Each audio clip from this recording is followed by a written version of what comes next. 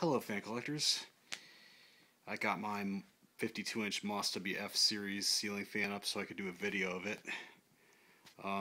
Those of you who have seen my videos before, this fan was a background fan. It hung right where that Hunter Lansdowne is now. I had its sister model up, the Villa, whatever it is, Monticello. So you can correct me on that. I had the Moss WF up there for like well over 2 years, but I decided to take it down because it needed a new pull chain unit. And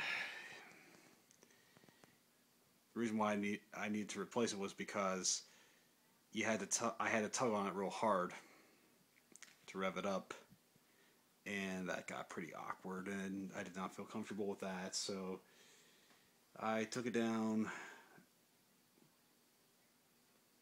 for 2 years. Now I put it back up, and it's never hung here before in this particular spot,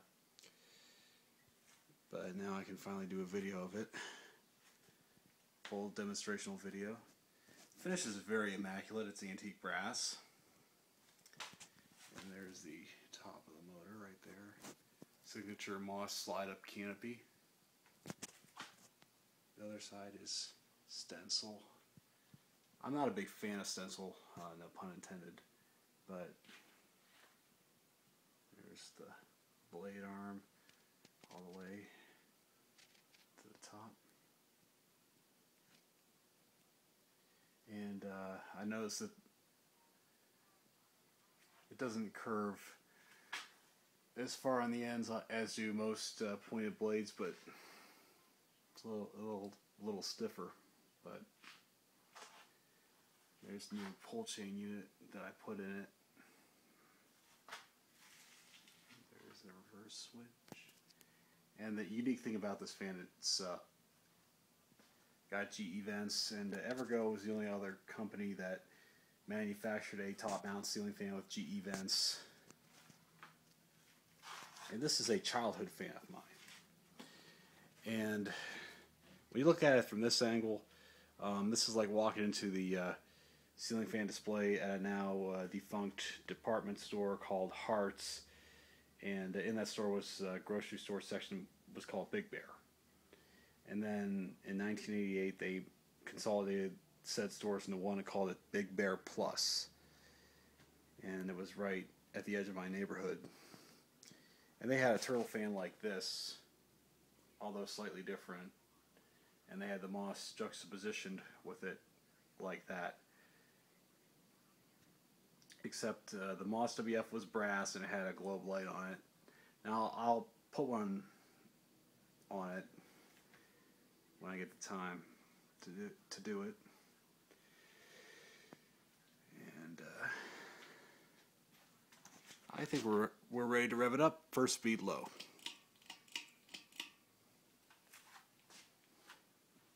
Doesn't go too fast on low, but it's got a nice aesthetic low to it.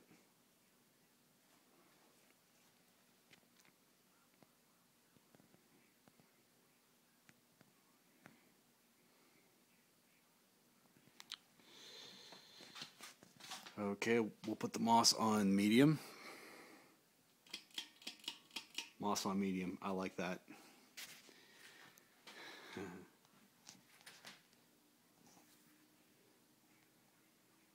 It does sway a little bit as it gains momentum, but that's not a bad thing, so don't be alarmed. It's because it has a double claw mounting bracket, and most ceiling fans of that era did sway somewhat when you revved them up. Well, pardon my finger in the viewfinder.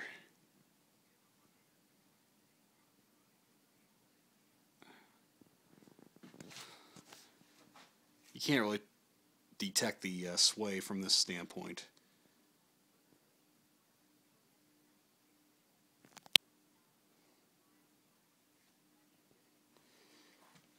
And now I think we'll try it on high.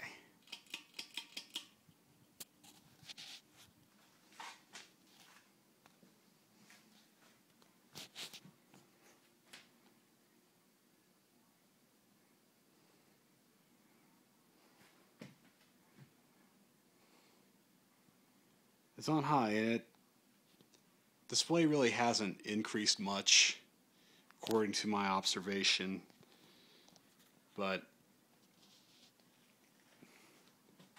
it cranks out some air, I mean a sufficient amount, but not as much as do the Palm Air top mount ceiling fans that I have, that you've seen in other videos. If you haven't, you should check them out. Those rotate at a faster rate. I'm sure you can see the top of the motor. I just love these top mount ceiling fans with the stationary housing. See that? Most top mount fans were spinners and had where the whole housing rotated. But I think we'll power down now.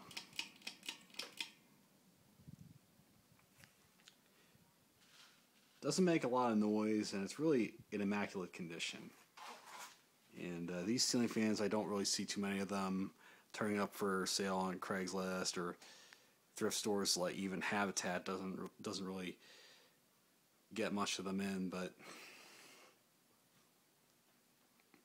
I was lucky enough to get this through a fellow fan collector, and not to mention a friend, in 2009.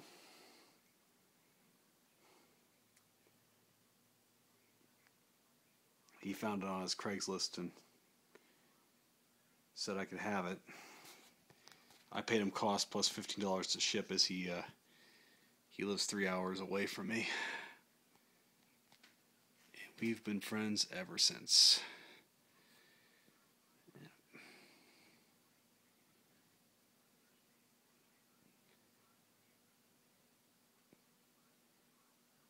I'm so thankful for this fan. I really am.